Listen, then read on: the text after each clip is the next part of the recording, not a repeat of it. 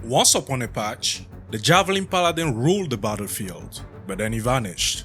The meta moved on with Rogue taking the spotlight, Beastmasters dominating the leaderboards, and the Holy Spear was forgotten. But here in patch 1.3, oh, he's back, baby. And not just as a viable pick, it's a corruption clearing, lightning slinging monster that shreds 1000 corruption like divine artillery. So today, I'm breaking down the Holy Spear's full return. I'll show you exactly how to build it, play it, and make Eterra remember his holy wrath.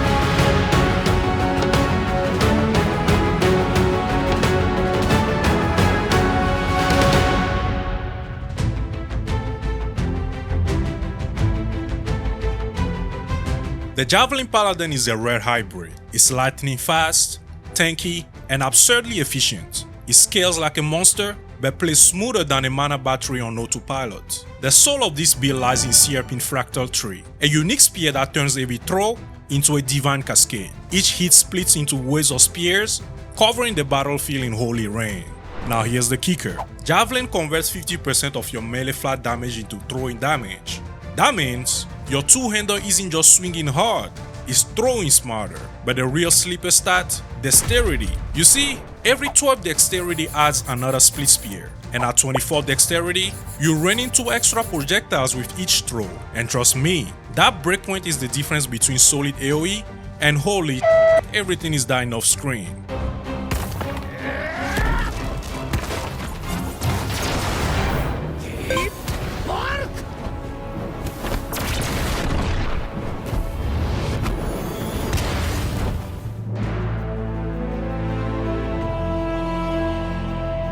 Now let's talk gear, shall we? Because this setup doesn't work without his holy squad of uniques. First up, Sierpin's Fractal tree. The most crucial effect of this build is how it increases your AoE prowess by splitting your javelin into divine shrapnel. This is how we clear entire screens with a single throw. But here's the secret sauce. 50% of this spear's melee flat damage converts straight into throwing damage. So every melee prefix, that's throwing juice for your javelins. And the more dexterity you stack, the crazier it gets. Every 12 Dexterity adds another split spear, and by the time you hit 24, you throw in 3 extra javelins per toss. That's 250% more holy mayhem on the screen. But fair warning though, the javelin splits don't do anything against single targets.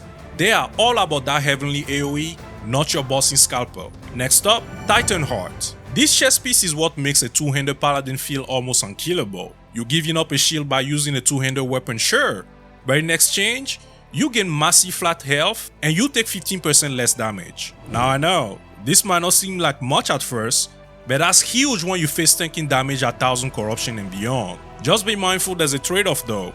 You lose health regen entirely, but who needs it when your crits and attack frequency are feeding you health leech beams from Eterra itself. Third, Razorfall. These boots don't just boost our movement speed, it gives us +2 to javelin, pushing our melee skills damage ceiling even higher. You throw faster, reposition instantly, and zoom through echoes like a divine missile. Oh, and it gives Dexterity too, which is another win for javelin split scaling. This is how we hit those bonus split breakpoints and flood the screen with holy steel. If your paladin isn't wearing Razorfall boots, it's literally like running barefoot through a lightning storm. Do not be that guy.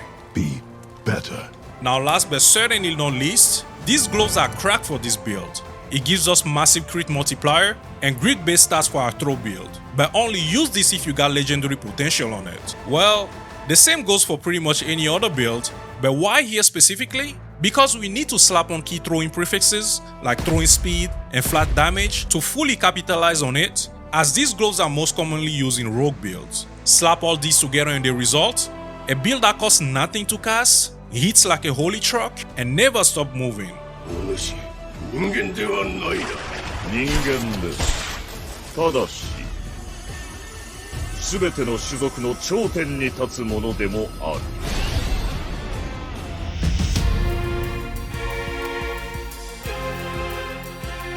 Alright now, let's break down the Divine Arsenal, looking at every tool, every buff, every holy skill that makes this build tick. Javelin is your main noob, and thanks to nodes like Siege Barrage and Spike Bombardment, he rains javelins from above, fast, relentless, and brutally accurate, adding keen outlook, and you're doing double damage just by staying far away. Oh, and mana problems?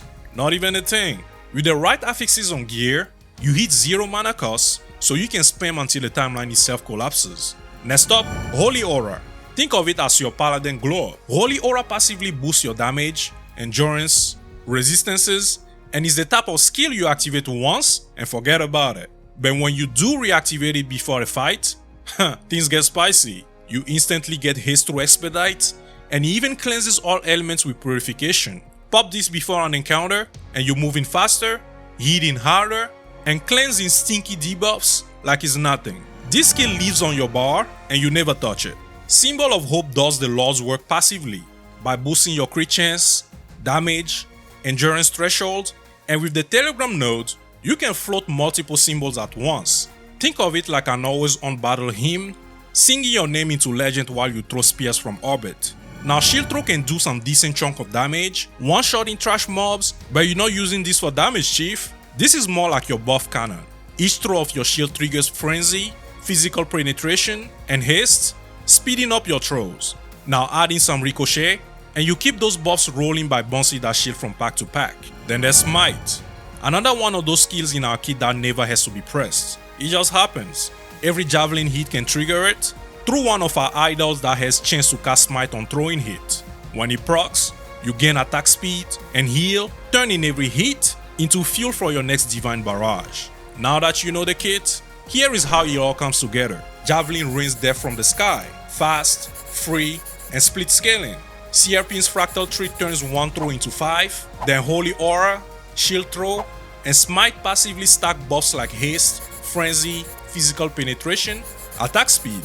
You're basically a Divine Turret, a lightning spear launcher, surrounded by floating buffs, auto heals, and holy auras. Nothing reaches you, and when it does, it does anyway.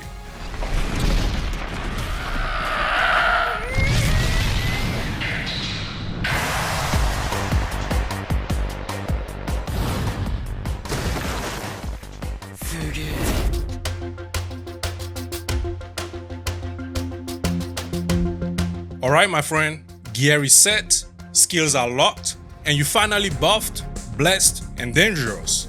But how do you actually play this thing? Here's the loop.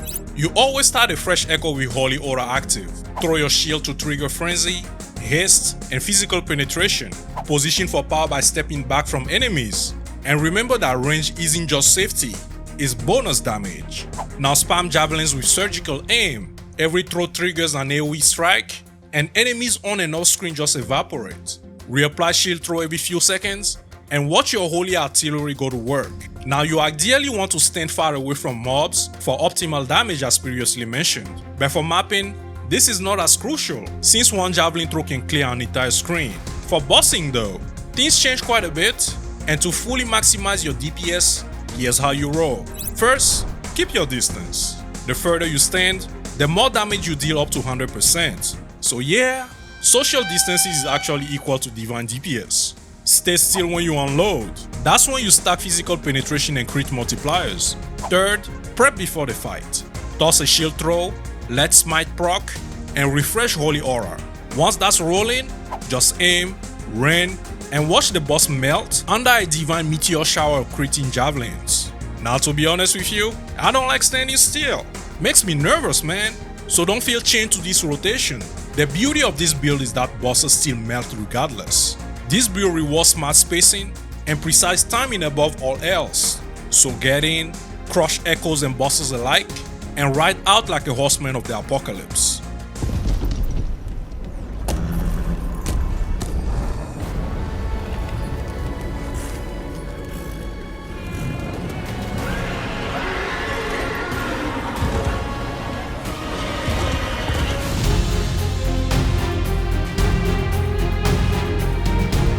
Now let's address the elephant in the room. Why does this build actually hold up in deep corruption? Simple. Scaling, sustain, and survivability. You're not just relying on RNG buffs or fragile mechanics. Every part of this build is deliberate. Javelin scales from 2 sources, melee flat damage, and throwing bonuses. That means every stat you stack does work. No wasted power, no dead weight. Crit is not an afterthought here either. It's wired through your passives, gear, and idols. Survivability comes from raw armor and massive health leech, keeping you alive even without a single point of health regen. Mobility is baked right into your gear and auras, so moving 150% here is just another day in Eterra. This build thrives in chaos. The deeper the corruption, the more enemies spawn, and that only means one thing: more hits, more smite procs, more healing, and more divine retribution.